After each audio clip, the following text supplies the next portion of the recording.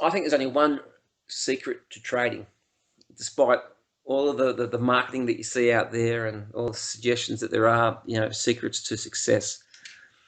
I think to be fully prepared before you launch yourself into trading or relaunch yourself into trading is that you have to accept that the only real secret to trading is that the best loser is a long-term winner.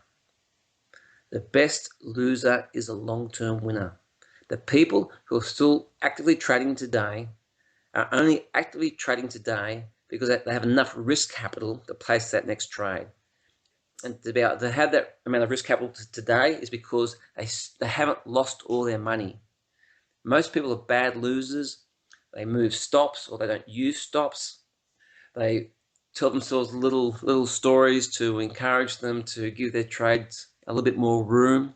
And what eventually happens is that people do finally stop themselves out, but they stop themselves out at basically a catastrophic loss, because if they don't stop themselves out, they may have somebody knocking on their door and asking them for keys to their house.